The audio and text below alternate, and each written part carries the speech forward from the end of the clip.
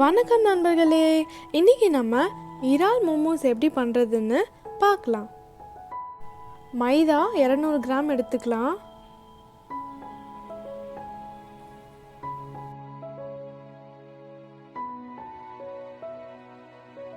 அதில் தேவையான அளவு உப்பு சேர்த்துக்கோங்க. உப்பை நல்லா கலந்து விட்டுக்கலாம்.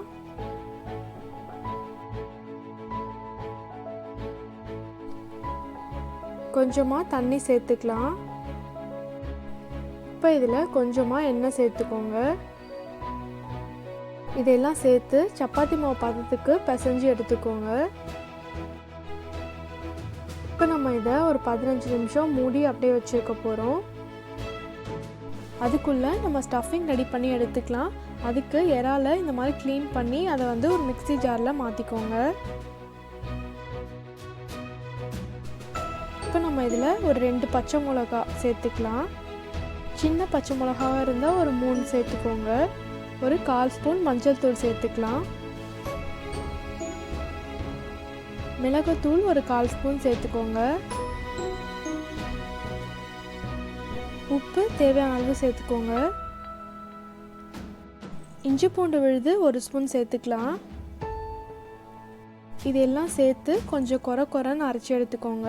ரொம்ப ஸ்மூத்தாக அரைச்சிங்கன்னா நல்லா இருக்காது, அதனால் கொஞ்சம் கொரன்னு அரைச்சி எடுத்துக்கலாம். அரைச்சி எடுத்துட்டு அதில் பொடியாக நறுக்குனா வெங்காயம் கொஞ்சம் சேர்த்துக்கலாம். பொடியாக நறுக்குனா பூண்டு கொஞ்சம் சேர்த்துக்கோங்க. இறால் சாப்பிடும் போது நம்ம பூண்டு அதிகமாக சேர்த்துக்கிட்டா நல்லது, அதனால பூண்டு கொஞ்சம் சேர்த்துக்கலாம். இப்போ இது எல்லாமே சேர்த்து இது நல்லா மிக்ஸ் பண்ணி எடுத்துக்கோங்க. நம்மளோட ஸ்டஃபிங் ரெடி ஆகிடுச்சு. இப்போ நம்ம பிசைஞ்சு வச்ச மாவை நம்ம உருண்டை பிடிச்சி எடுத்துக்கலாம்.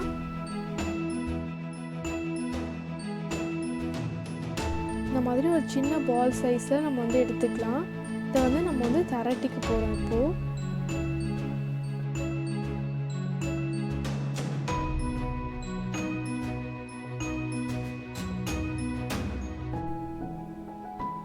திரட்டிட்டு இதில் ஸ்டஃபிங் வச்சு நம்ம மடிக்க ஆரம்பிச்சிடலாம்.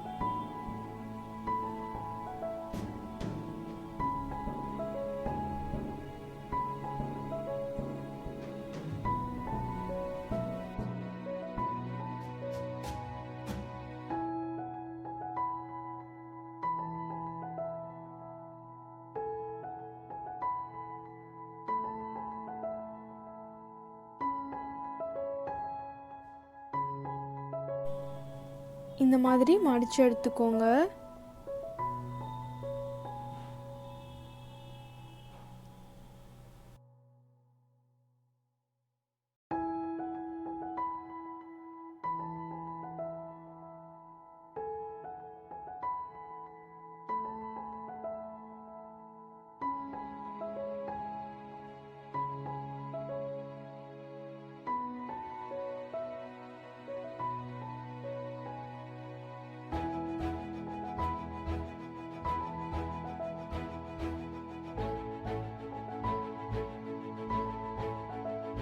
இப்போ நம்ம இட்லி பாத்திரத்தில் இந்த மாதிரி வாழை இலையில் எண்ணெய் தேய்ச்சிட்டு நம்ம பண்ண மோமோ வச்சுக்கலாம். இப்படி வாழை இலை இல்லாட்டி நம்ம வெறும் அந்த இட்லி தட்டில் எண்ணெய் தேய்ச்சி நம்ம மோமோஸை வச்சிடலாம்.